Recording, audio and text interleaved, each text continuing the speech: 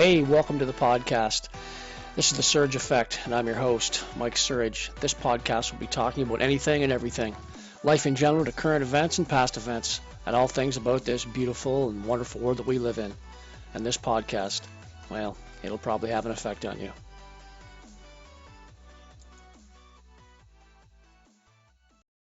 Before we get started on today's podcast, let's talk about two different sponsors that we have. Our first sponsor is Love My Legs Owen Sound Grey Bruce. Click on the link below in the description and head on over to their website, which is a Facebook site. Has all different kinds of women's leggings on there, and they have 3 different styles of waistbands. And they are the only lifetime guarantee in the business. So head on over to their website, their Facebook page, and check out what they have to offer. Our second sponsor for today is T-Shirts, She-Shirts. Once again, click on the link below in the description and head on over to their website and see what they have to offer. They are more than just a T-shirt company. All right, let's get started with today's podcast. Well, hello, and welcome again to another episode of The Surge Effect. Today, I'm sitting here with my brother, Ken Surridge, 35-year veteran of the Canadian Armed Forces. We did a podcast last year, wasn't it last year? And it was we did an audio last year, and this year we're doing a new video, so hopefully we'll do a lot more video.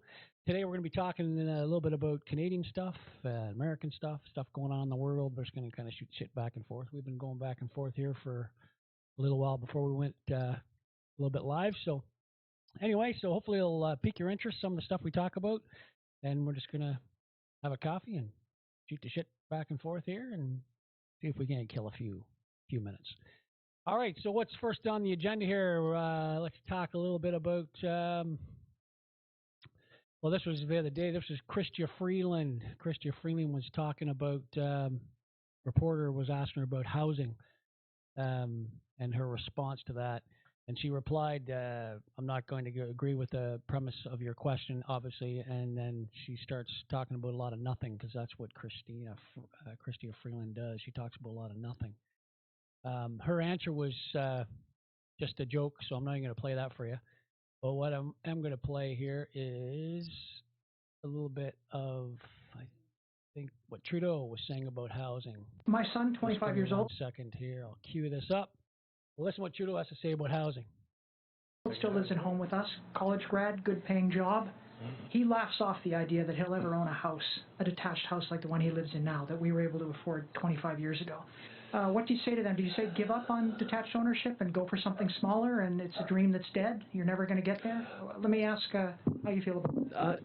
Obviously, I've heard from Canadians like your son across the country who are really worried about the housing market, who wonder whether or not they'll ever be able to afford a home. One of the challenges we're facing in Canada is our population with immigration and other things has been growing over the past years, and housing construction hasn't kept up.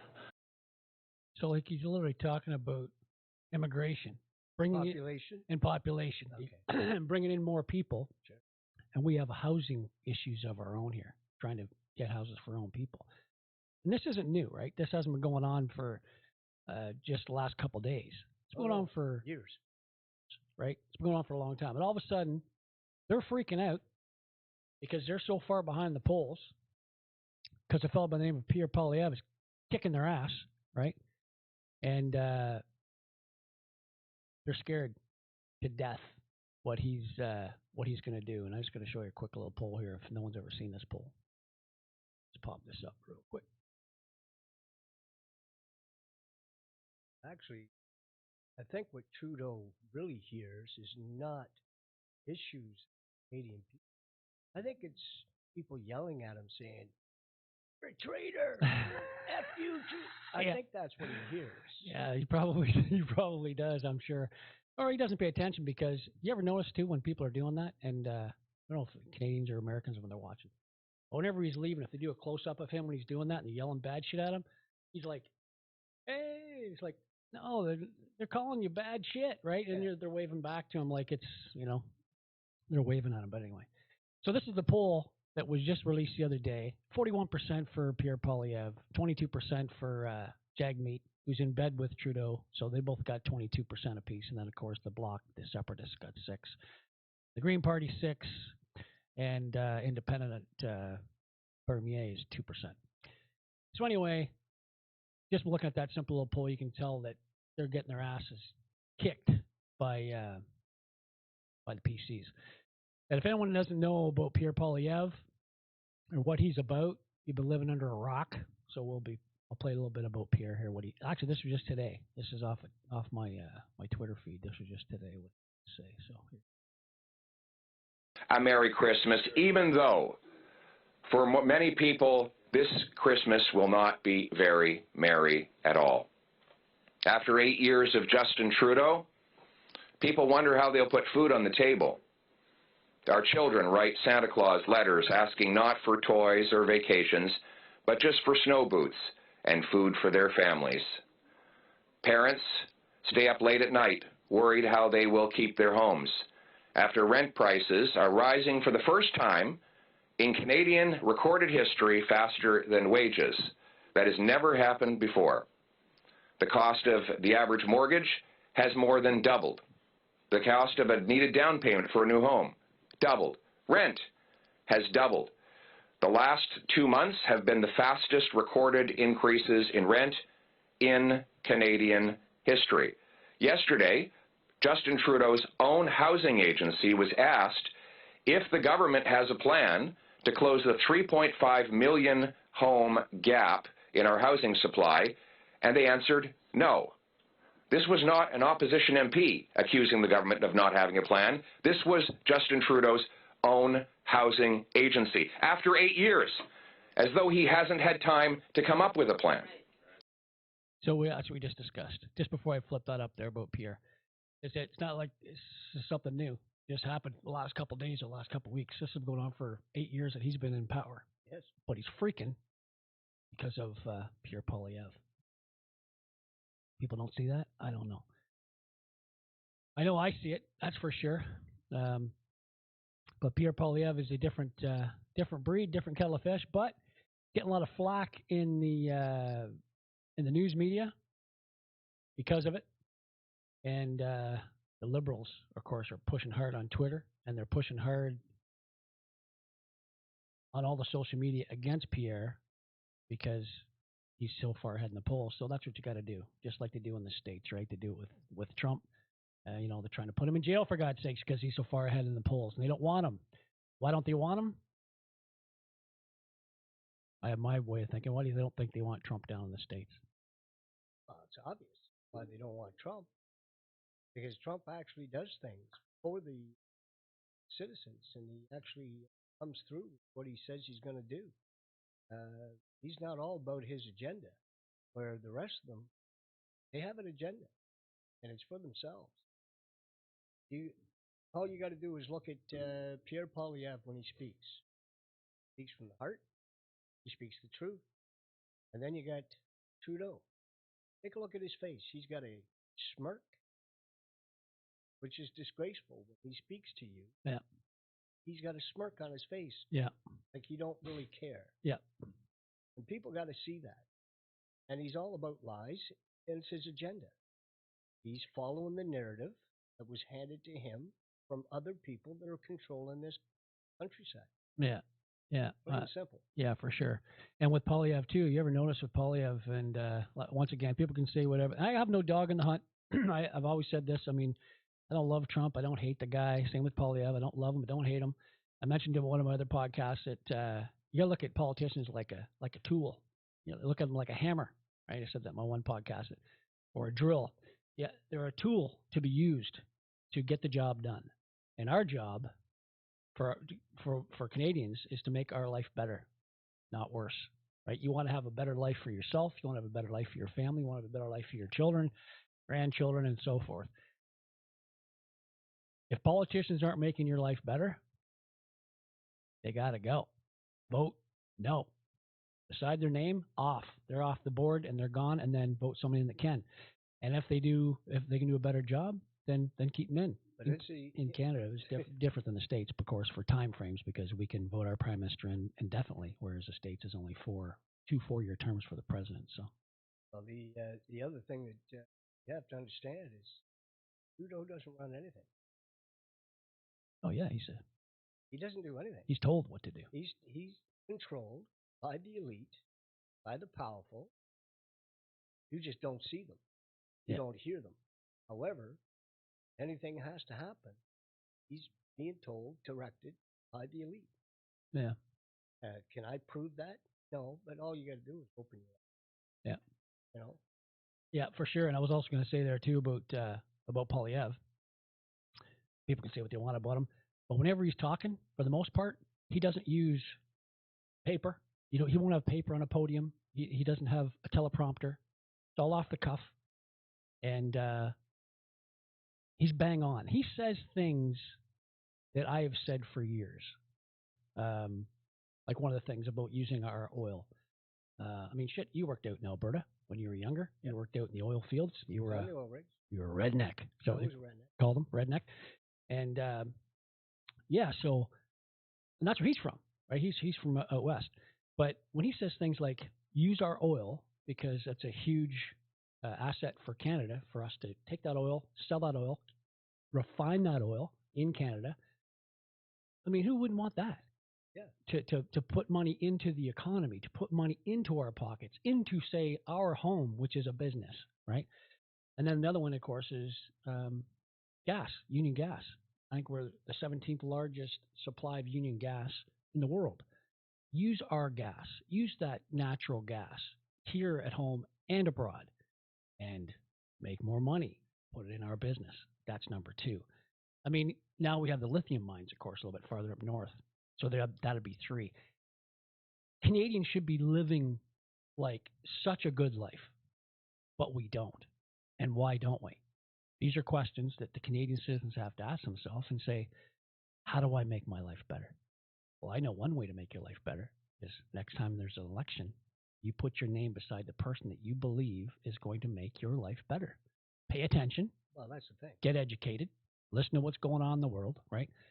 Don't take these people personal and go, oh, I just hate that guy because I just don't like him.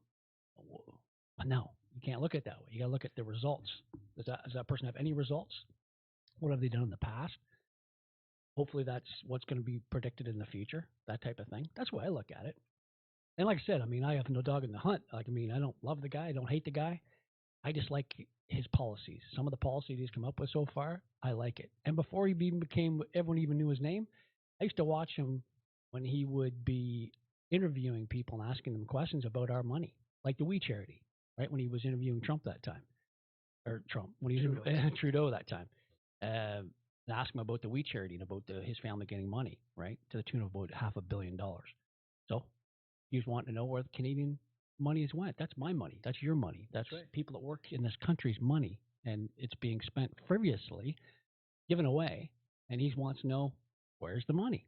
I like that. That's before he even became the opposition leader of the Progressives. So that told me a lot about him then. That tells me a lot about him now. And watching him now, I like it. I like what I see. So I hope he does a outstanding job. And if he doesn't, it's a hiring firing process, right? That's basically what it is every time we have a vote. So you know, you got to look at the individual, and he's speaking the truth. And as I stated earlier, he speaks from the heart. You know, he's a person that cares, and he's given everybody a way out. I mean, we all know that we're being taxed to death on every aspect. Oh, 100%. You know, so all the money that you're making, whether you work for a living, whether you worked all your life and you're retired and you're collecting a pension, it is no longer that large chunk of money that you're receiving because all your bills have just skyrocketed. He's given everybody a way out on everything that we're talking about, whether it be climate change, whatever the case may be. Axe the tax, because we all know that it's a scam. Plain and simple, it's a scam. They're utilizing our money to pay for something that is never going to change any aspect of climate change. It will be what it is. Yeah. And nothing is going to change it. Everybody could drive an electric vehicle, and we're still going to be taxed to death. Yeah. And it's not going to change the atmosphere whatsoever. Exactly. Well, I look too that when people say from years ago, because we're so heavily taxed, Canadians are really heavily taxed. I think Britain is like number one or number two. They're hugely taxed on everything. But anyway, years ago, somebody used to make a joke and say, "Oh, if they figured out a way to tax the air, they would." Oh yeah. Well, now they have. This is their way to tax the air with carbon tax. And every time I hear somebody say that climate change is this and that and the other thing, it's all has to do with climate change, like the fires we had out west. We discussed earlier before we went live here, but the fires out west, people are blaming fires on climate change. Are you shitting me? No, that's not. No, that's not even in the equation. Or people will say the flooding or the tornadoes down in Tornado Alley are from climate change. No, it's not. Climate change is cyclical, and like I said before we went live too, is that I would like to see a panel of scientists and a panel of politicians sitting side by side, debating it out and calling it like it is. I'll show a couple of videos I got queued up here about climate change, and maybe people can see, maybe open up their eyes a little bit. But if you have something wrong with you and you go to the doctor because of it, you go there because that doctor has 8 years of experience of being a doctor, a lot more than what I have or you have, or some people go to the doctor for advice. Why wouldn't you go to a scientist that's had their whole life has been a scientist and went to school to be a scientist, and they'll actually have all the numbers and the facts and everything else to show you that in fact climate change is not what you've been told it is? Why wouldn't you do that? Well, anybody that's got 40 years experience, he must be old and senile. So we don't go to them. So we listen to all these young people that have no concept. They haven't even lived long enough to understand what climate is. Yeah, it's all kind of silly. Yeah, it is. Yeah, it's bizarre. But like I said, I'll queue up a couple of videos here just shortly here, and that way people can understand what some of these scientists are talking about climate change, and maybe it'll open up their eyes a little bit. But before I do that, I'll just show you this one little clip here of a picture of Justin Trudeau has been dealing with bad headlines all year, but November 21st, Trudeau announced a new media bailout, and suddenly the headlines started looking like this because the Liberal government pays these companies, they pay these media people, and when they pay them, then they report what they want. So, of course, they're slagging on Pierre Poilievre just steady. And a lot of my Twitter feeds have shown a lot of slagging of Poilievre as well, because that's what they do. They're ahead in the polls and they want to slag them and stick it to them. It's like I said earlier, $68 million or whatever the price tag was to media outlets to pull this type of shenanigans. Yeah. Our media is selling out, sold their respect to the Liberals. And they're bought and paid for. Oh. So it just goes to show you that we don't have and never have freedom of speech, freedom of the press, because the press is being bought and paid for. So there's no freedom anymore. Well, the Canadian taxpayers, I believe it was just over $1 billion or close to $1 billion last year to the CBC. And the CBC, of course, Canadian Broadcasting Company Corporation, they have, they're on the back with the Liberals for years, right? They're on the Liberal side. They're not on the PC side or anything like that. So it's kind of biased when you're paying somebody, right? And if you're the billionaire and you own a company, they're going to toe your line. So whatever you tell them to do, they're going to do it. And this is no different, right? You get, they turn around and say that we're the best news outlet. We're there for the people. We get the news first. We tell the truth. No, you don't. Right off the hop, you lie. You lie to the people. Yeah. You sold out. You sold out to the people for $68 million just recently to the media outlets from the Liberal government to buy their loyalty. So what does that tell you? I don't even know what the truth is anymore. I've listened to so many lies, and I've listened to so many different personnel claiming this, claiming that. And the bottom line being is, if you've got somebody that's got 40 years experience and they're at the top of the food chain for scientists or whatever, and they're telling you there is no such thing as climate change or we're over the emission limit, yada, yada, yada, or we're going to freeze in the next 10 years. Who do you believe? Exactly. Exactly. So I'm going to show you actually a couple of clips here right now of just that. So this first one here is, see this gentleman. There is an Oh, it's the same guy I'm going to show you here on both these clips, so you can check these both out. Here we go. Here's an idea of a guy, scientist, that talks about climate change. awful lot of well-known people who appear to have credentials saying that we are in a climate emergency, which we are, aren't we? No, we are not in a climate emergency. These people want us to think that the world began in 1850 when we started using fossil fuels. But for 150 years before that, it was also warming. There is zero evidence that the CO2 increase in the atmosphere is the cause of rising temperature. None whatsoever, because it was already rising. And as I was about to say, during the first 150 years of rising out of 1700, there was a period of over 40 years where the temperature increased more and faster than it has done since 1850, especially since 1950, when we were actually starting to put a significant amount more CO2 in the atmosphere post-war. Okay, so there's one little clip. Same guy I'm going to show you here on another clip. Talks about the same thing. It's right here.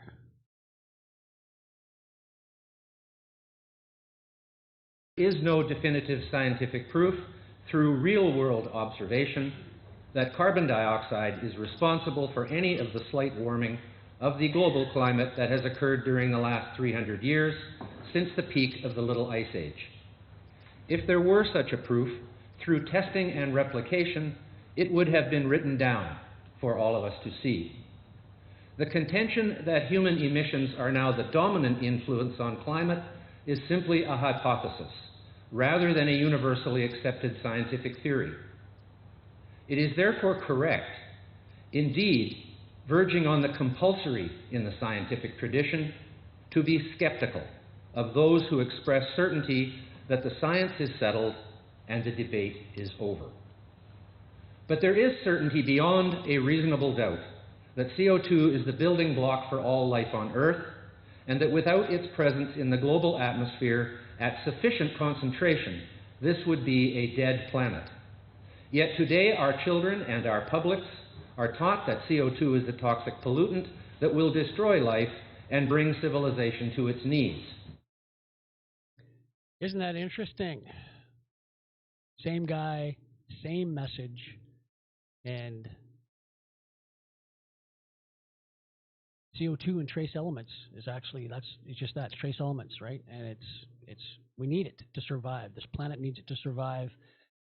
But yet these people want to get rid of it, and they want to tax us for it, right? It's crazy. It's like, I read something a little while ago that Canada disperses like, I think it's I have to double check, but I think it's 560 million tons, metric tons, or whatever it is, per annum, annually, into the atmosphere. But with all our greenery and the swamps and bogs and all that stuff, it absorbs that, cleans it, basically, right? And it's minuscule what's left. Because Canada's portion globally for CO2 is like, I think 1.4 or 1.5%. Really, it's next to nothing. So anyway, so with that being said, Canada is one of the few countries that even pay for carbon tax. U.S. doesn't, Mexico doesn't, but we're all on the same continent, which is kind of bizarre. Okay, so let's step it one step further. I think there's 66 active volcanoes around the globe that disperse like 4,500 to 5,000 metric tons into the atmosphere. And who pays for that? Because that's not my fault. That's a geological event. It doesn't matter. You're going to pay for we, that. we pay? We'll pay for that. There is no military money. We'll pay for that. Pay for that. We got to put a stop to it. We're paying for it. But those things you look at, you kind of go, that just doesn't make sense. But when that gentleman was talking about the CO2 and saying about science, and this is where it clicks in, right? And that's exactly what science is. Science is that if you do A, B, and C, you get E. So if you give that to 10,000 people and they all do that same thing, they do A, B, and C, and their answer is D, that's science. There's no ifs, ands, or buts. It's never going to change. That's the way it is. So why didn't they share this information with the masses? Why didn't they take that information? Why didn't they take the A, B, and C and give everyone D and go, see, everyone can do this? But no, you're supposed to take someone's word for it. That, oh no, he said, she said, or this is what they said it is. It's like, no. Like anyone that can do their own research knows that this is bullshit. It's just, it's horseshit. And I've said this a million times too. It doesn't matter how much money you throw towards climate change. It's not going to change the climate. It's not going to change the weather. You could take every penny out of every country and throw it at this. It's not going to change the weather. Not one iota. Not one iota. I want to know where Mother Nature's putting that money. Exactly. Like, does she have a bank? Where is that? Where's she spending it? Where's she? Exactly. Because Mother Nature, boy, she can. That's maybe why she's throwing this at us now, because she's not getting enough. Yeah, it's Listen, just bizarre. the bottom line is 3,000 years ago, 4,000 years ago, none of us were around. I mean, there were somebody around back then, but they're all dead and gone. Another 20 years from now, some of us are going to pass on. Over hundreds of years, nothing has changed. No. So here we are throwing money at what? Because it's going to happen again. It's a cycle. Yeah. And there's nothing you or I or anybody else can do about it.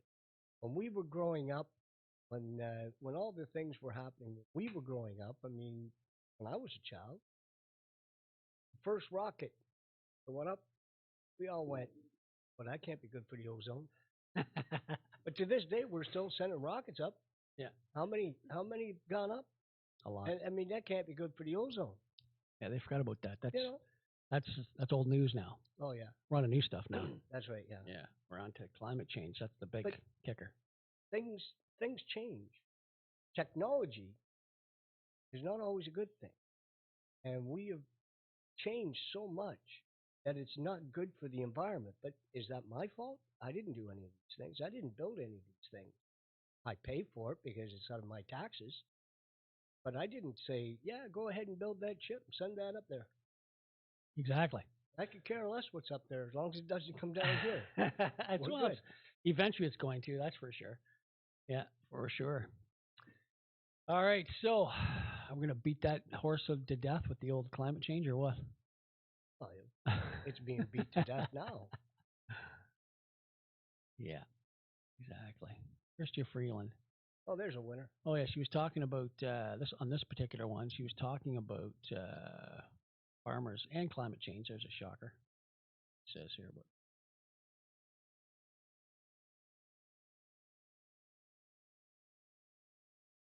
give her some volume. There we go.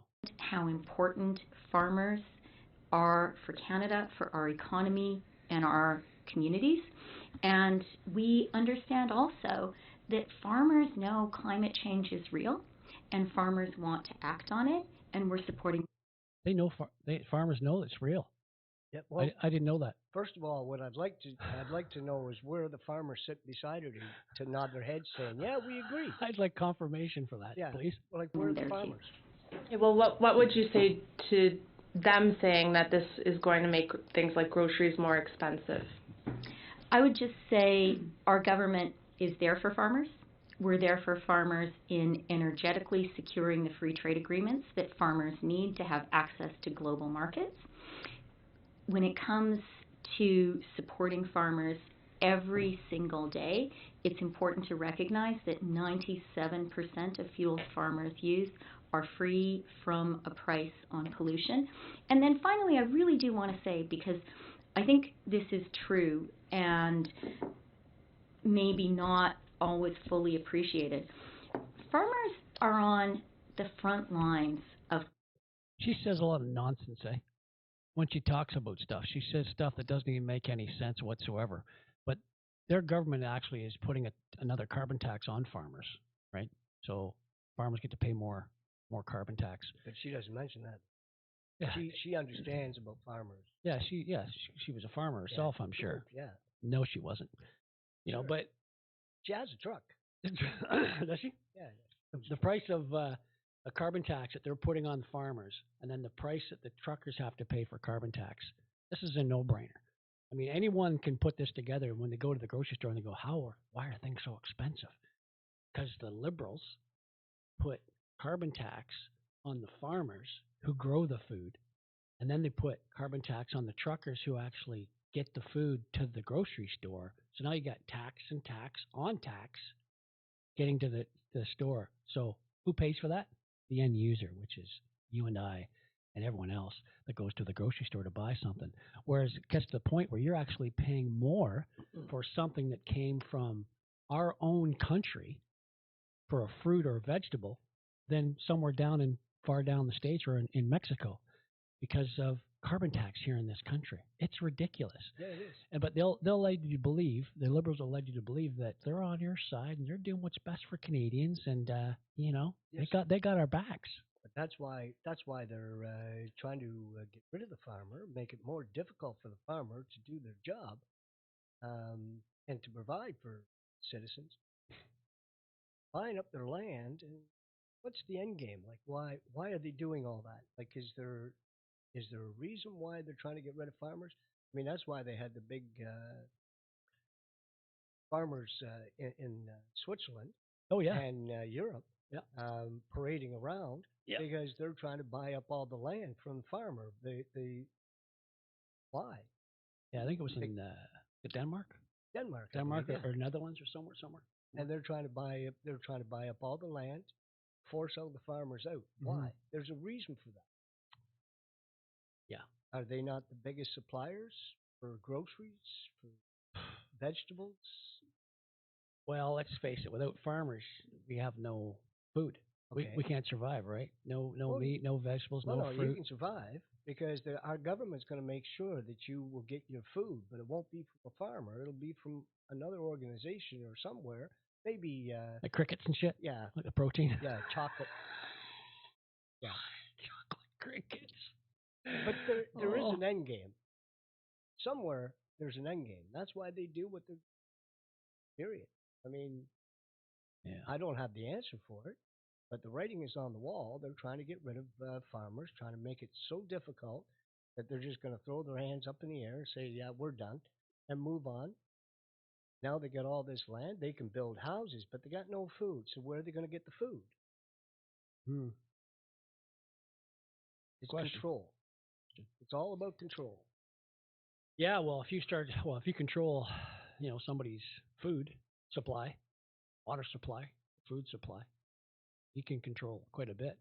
Almost like their money supply, right? Yep. It's like when I was reading on my Twitter feed the other day there about people are, slagging Pierre Paul about this and that and the other thing, and I'm thinking, are these people don't remember what happened in Ottawa when the Liberal government, Trudeau's government, froze bank accounts of Canadians? Literally froze people's bank accounts. I thought we were living in Canada. I didn't realize we were living in North Korea or, China or Russia. This is Canada. But they froze people's bank accounts so they couldn't even access their money in or out. Actually, the one person's bank account that they did freeze was Danny Beaufort. Danny Beaufort was the sniper in Canadian military. He was a sniper. Then he went on the RCM. He joined the RCMP after his military duty, and he was actually a sniper on Trudeau's detail. And he didn't take the jab, so he lost his job, and he joined the truckers going to Ottawa to basically go against the tyrannical ramblings of the government. And he was one of the ones that had his bank account frozen. So him and his wife, they had no money coming in, no money going out. What kind of government does that?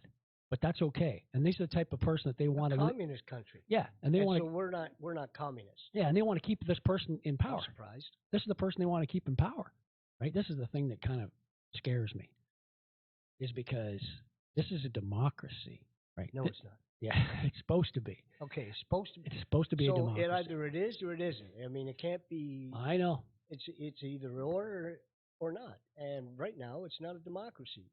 It's We're a communist country, whether people want to open their eyes to that or not. And I've said that years ago. That if you think for a moment we're not a communist country, so think again, because we're being controlled. And it's just a moment. What other communist countries do that to their civilians? Population. Geez, we are getting very close to these other countries that are communist. Scary. It is, and that's the way our government is foreseeing it. And unless we make a huge change, nothing's going to change. Yeah. Well, we need change at the top. That's for sure. We need a political change, and we need people with different ways of thinking in this country. Because even in the states, of course, there's a republic, and there's is mirrored off of Greece system, being a republic, democratic republic, and so they have senators and all that stuff, congressmen, senators and stuff. But their system down in the states, some of the stuff that's going on down there is kind of scary as well. Like I pay attention to what's going on in their house and senatorial hearings, and there's so many things going on, like the January 6th stuff that's been going on. The tapes have been released. The DOJ, FBI. I mean, all the stuff that's going on. You kind of go, this isn't the way it's supposed to be. This is not the way the country is supposed to be run. Canada or the States, for that matter. But it right? is. It is if you want to hide things. If you want to hide your agenda, or you want to hide what you have done to set this all up. I mean, the rich, the elite, they don't want to be recognized as the ones behind the scenes. And they're not going to turn around and say, yeah, it's my fault. But that's what's happening. Yeah. People are being controlled by other organizations, and they're not going to put a stop to it until the elite and the rich and powerful stop, because they're the ones that are controlling it all. And that's proof in the pudding. Scary. Huh? It's scary. You think Biden runs the states? Oh, I God. think not. No. Obama. Yeah. Obama ruled. Biden is and he's so... no longer the president. Biden is so out to lunch. Hillary It's Clinton. crazy. I mean, why does even Hillary Clinton have a voice? Yeah, I've said that too. I don't understand why she's still even talking, because you know what? She's no longer even relevant. That's right. But she still talks. That's right. About stupid shit. So who's running the states? It's no different than who's run. Oh, Freeland runs Trudeau. Somebody does.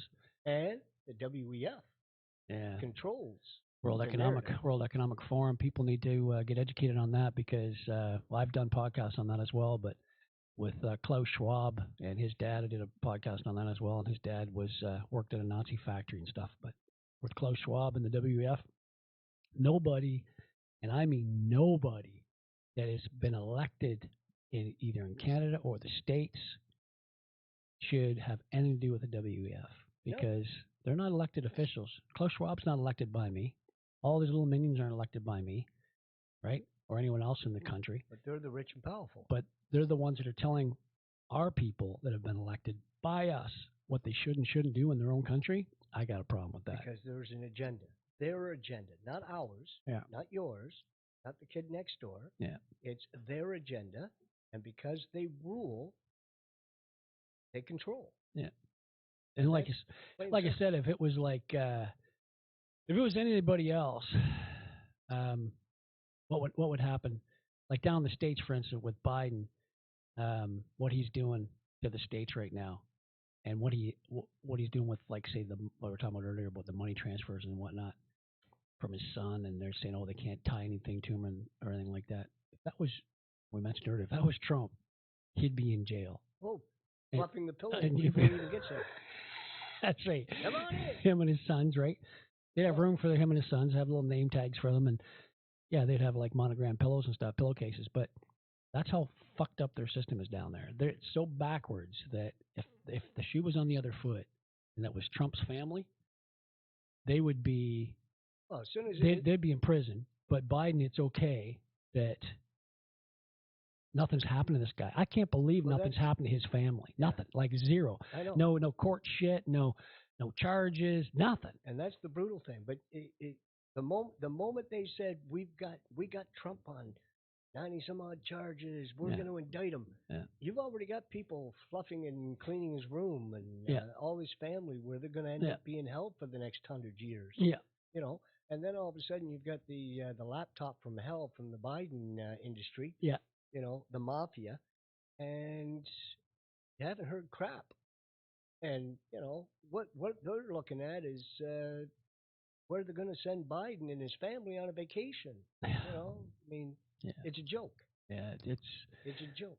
It's bizarre, man. It's just like the other day when I saw the Marsha Blackburn that was in the House, and Jesse Waters did a story on her, and it has to do with the Jeffrey Epstein case. We watched a little clip of it earlier, but we finally found one. I'm gonna play it up here in a minute. This goes to show you how backwards people are in politics. Whereas Dick Durbin, who's the chair of the one committee, where Marsha Blackburn actually asked about the Jeffrey Epstein. She subpoenaed Jeffrey Epstein's list of the people that went to the island and went, from his plane and all that stuff. And Dick Durbin's like, "Oh, what? What's that? I know nothing." One of those deals, right? It's like, I don't get it. I just don't understand that.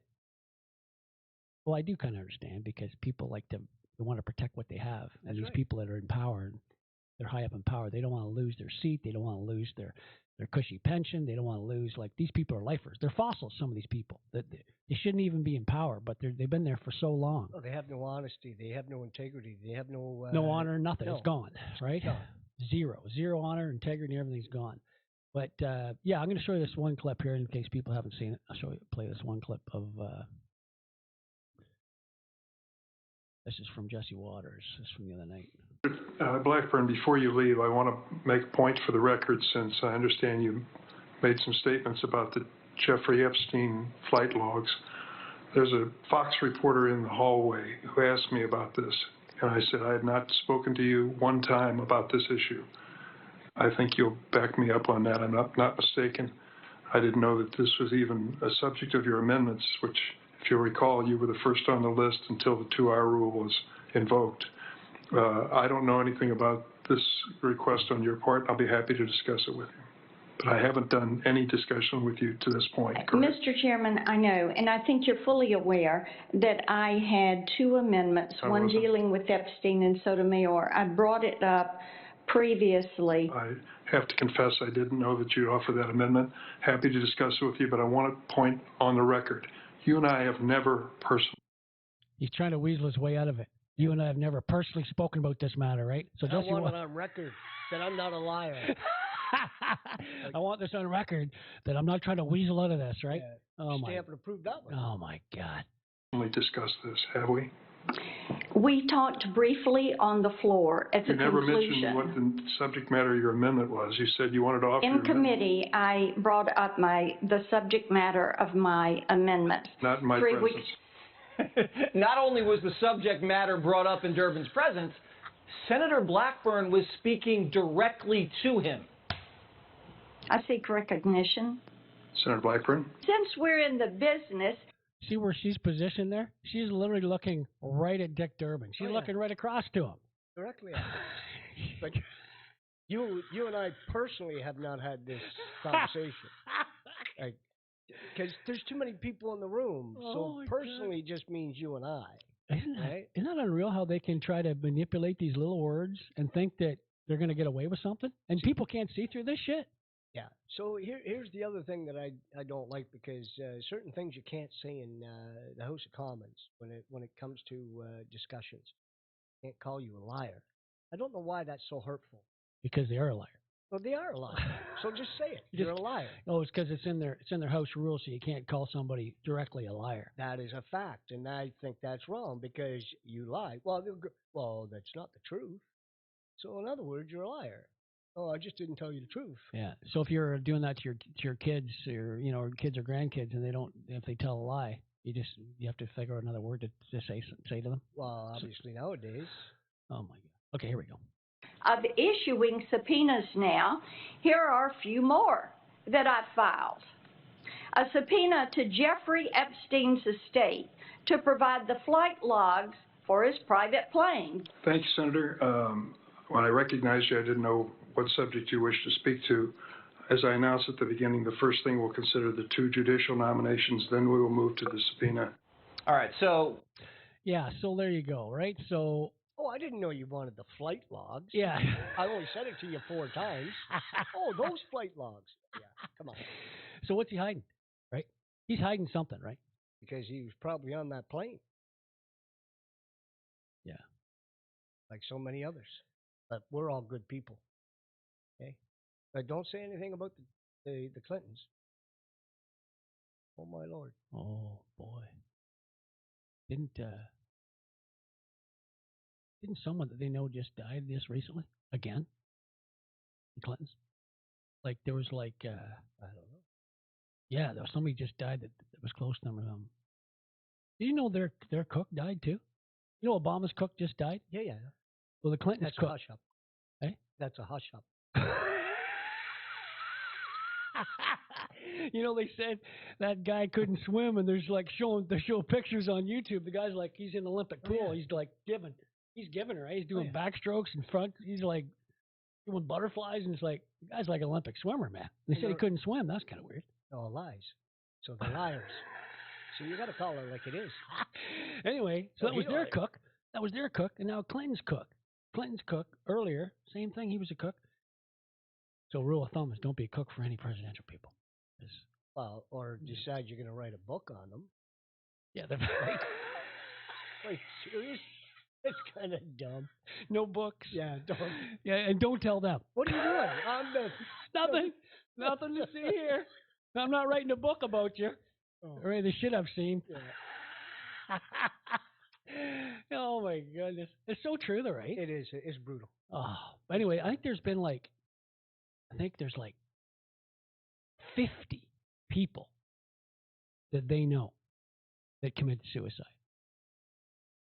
Mm-hmm. Really? Like, that's crazy.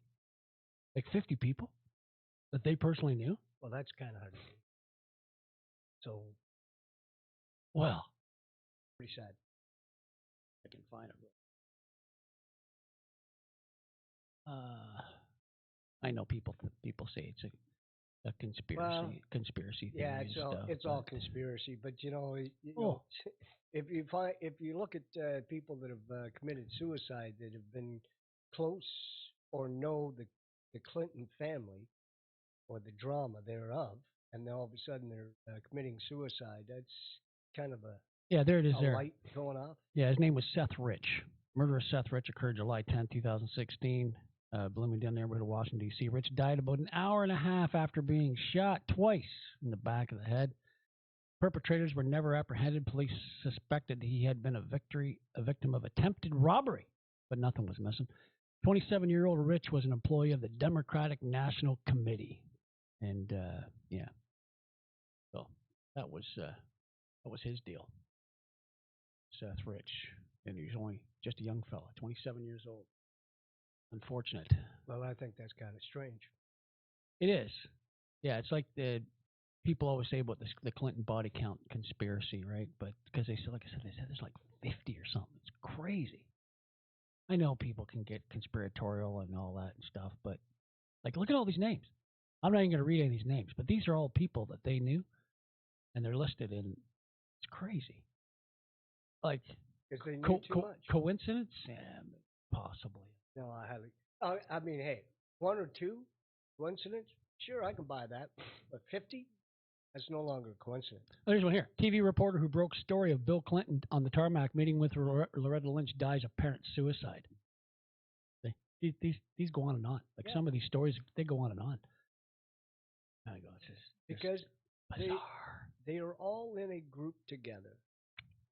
They are all part of their own little clag.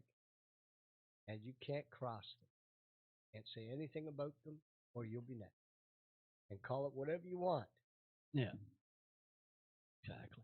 Call it a heart attack. Call it suicide. Call it a drive-by.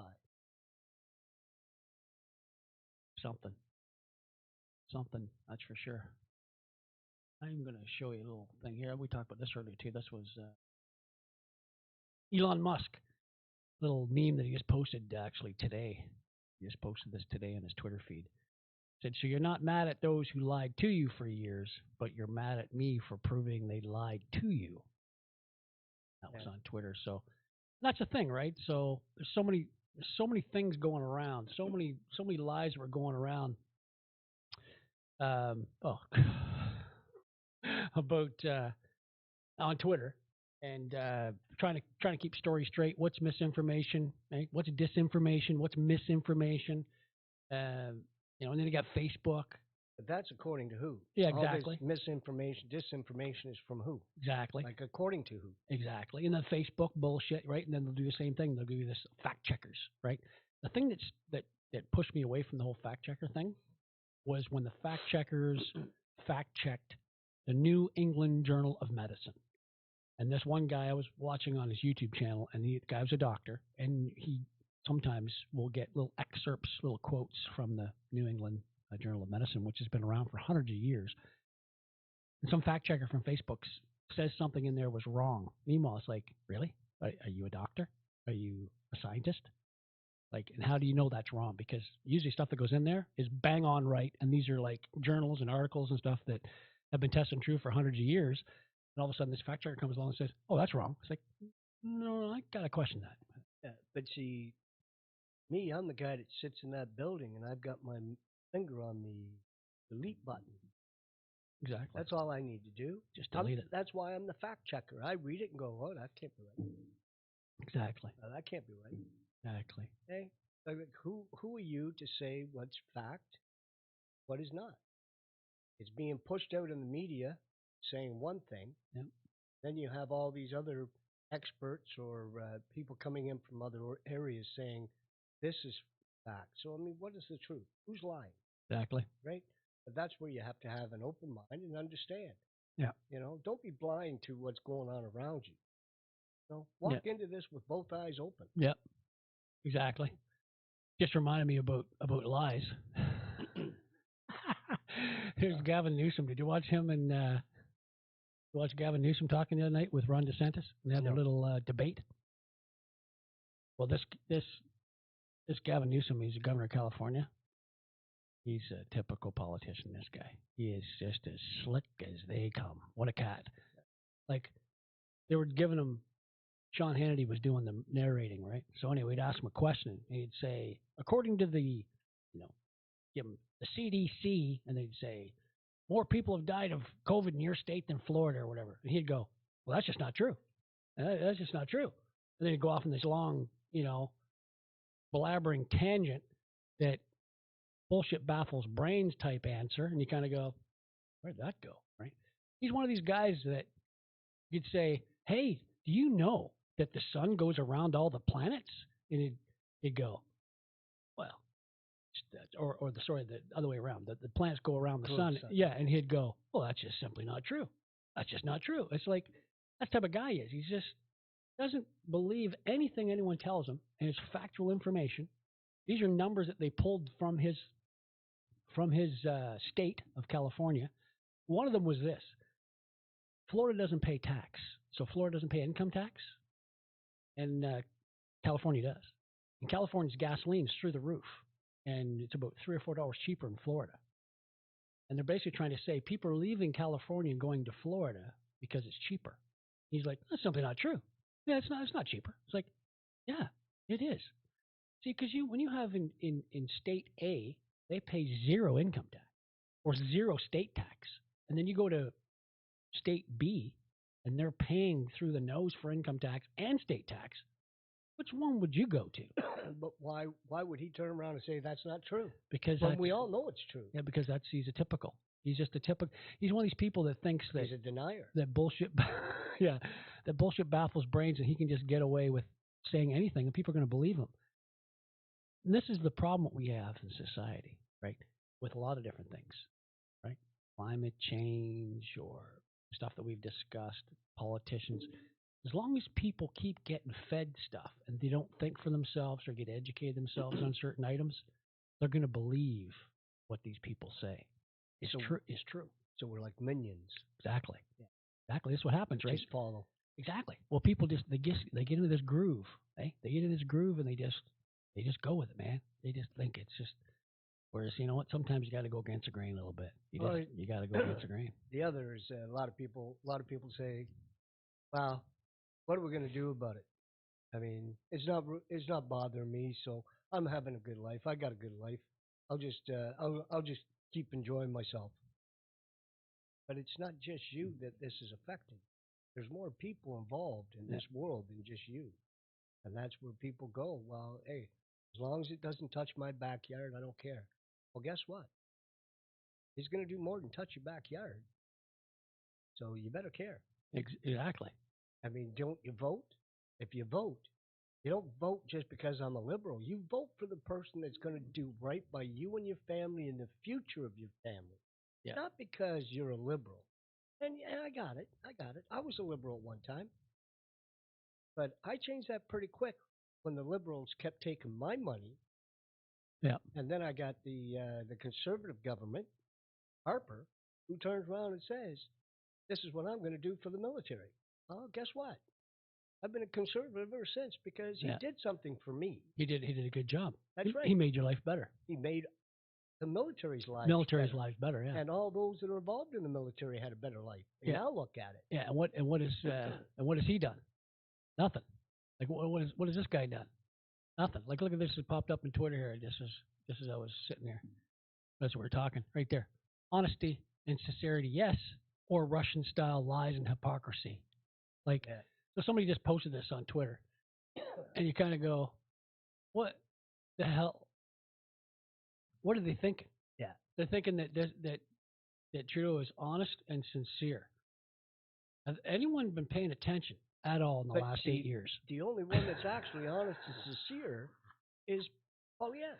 See how they flip the script? Yes, I got that. Yeah, they flip the script. They do it in the States too, right? It's almost like everything that the Democrats blame Republicans for, the Democrats actually have done or are doing. That's right. Same thing here in Canada. Canada and the States are so mirrored for certain things, it's scary. And I tell people that sometimes, they don't believe you. But I just say, pay attention what's going on in the States and in Canada. And it almost mirrors each other simultaneously. It's like how much money did the States give Ukraine? Right? Billions, right? And then people like Marjorie Taylor Greene are asking, can I have an itemized account of where that money goes? Could we just have just a check mark, please? And it's like, who are you? You shut your face. You're a loser, right? And they just come off on her, right? Or in Canada, same thing. We've given them $1 billion. I'd like to know. I'll tell you exactly where it went. Where'd our money go? Like, well, it didn't go to the population that's still there. No. It went to the rich that are driving around and taking vacations, buying new homes, putting money in their pocket. Really? Yes, really. Wow. That's unusual. I don't think people think about that. Don't worry. Because Zelensky was supposed to get rid of all that in his own government. Isn't that one of his promises, that he was going to get rid of all the corruption? Supposedly, but didn't he get rid of the churches? Like, he got rid of the churches over there, part right? Of the corruption. Yeah, he got rid of the churches. So here's another thing, like honesty and sincerity. Didn't Trudeau just give Ukraine also, I forget how many rounds of ammunition? Like thousands and thousands of ammunition? Well, the military's out there in the field right now going blankety blank blank. Blankety blank? Yeah, because they got no bullets. No bullets. Got no bullets. But Canada's sending them a bunch. No, they're sending everything that we got over to Ukraine. Ukraine. Oh yeah. And now Biden just announced today that if they need to put boots in the ground to fight against Russia, they'll do that. It's like, that's scary, man. Like it's scary that I've never been involved in it. You have, and it's scary. And how many wars do we have to have? How many lives do we have to lose to prove a fact that most of these people that are in Parliament right now are liars? I'll say it's true. Why? Yeah, they do. Yeah. I mean, why is it that he needs to be on the ground right by Russia's domain? Why does he have to be? Yeah. Like, there's a reason why he wants that. Why they're pushing Ukraine to join that. And we just don't know the answer to that. But I mean, there's a purpose or a reason for why they're doing what they're doing. 100%. Because the geopolitical part of this planet is sometimes really hard for people to kind of come to grips with. That's why a lot of people probably couldn't be bothered with it.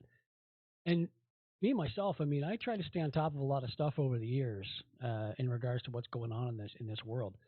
But I'll tell you, there's some stuff that gets. It's almost like a crazy game of. Remember that game Risk? That game you'd play, and you take over countries and stuff. It's like a crazy game of Risk. It really is. It's like these countries are fighting over stupid shit. They want land, push people out of certain areas. It's hard to wrap your mind around. It really, and I try to pay attention, and I always have, but it's hard to wrap your mind around what the hell's going on with these people. You know what I mean? It's like I said earlier about Ukraine and Russia.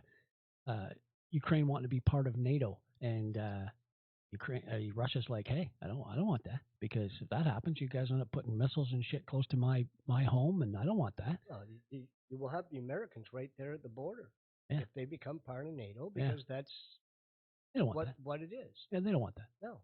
Who wants that, right? Anyway, that part's kind of freaky. But we'll deflect our attention off of the Ukraine war, which was all should never happen.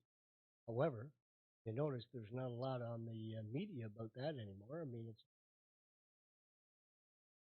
Palestine and oh yeah, that's a whole Gaza Strip. That's a whole new conversation for for another time for sure. I won't get into that. No, because shit, that's like I said, we'll be talking for a lot longer than we have. But listen, man, we've been talking here for a little over an hour, and that went fairly quick. A little over an hour. Yeah. Seems like all about 45 minutes. Yeah. So So anyway, we'll sign off here, and it's been great shooting the shit with you, and it's always a pleasure catching up with stuff. And hey, there's always shit going on in this world to talk about. That's for sure. I didn't have anything else more important to do, seeing that I'm retired. Government's taking all my money, so I can't travel and do all the things that a retirement person should do. Thank you, Trudeau. Well, who wants to pay all that carbon tax? That's right. Like, come on. But if you axe the tax like Pierre Poilievre wants you to, then you have a little extra money in your pocket. So that's the way to go for that. So axe the tax. Axe that tax for sure. Anyway, keep yourself educated about stuff that's going on in the world, and you'll probably be a lot better off, and then you won't get sucked in by bullshit and schemes and stuff like that. So anyway, until next podcast, everyone, I'm going to sign off. Don't forget to like and subscribe my channel. Just give it a little checkbox there. Here, bring the little bell for the subscription, and every time I upload a new video, you will be notified. And until next time, everyone, cheers. Have yourself a great day. Thanks, Ken. Appreciate it. Hey, my pleasure. Next time. All right, buddy. This episode sponsored by He Shirts, She Shirts. Go to www.heshirtsseshirts.ca. Just type in the letters TSA, the surge effect. When you check out, type in TSA for your coupon and receive 10% off your next purchase. Thanks for listening to today's podcast, everybody.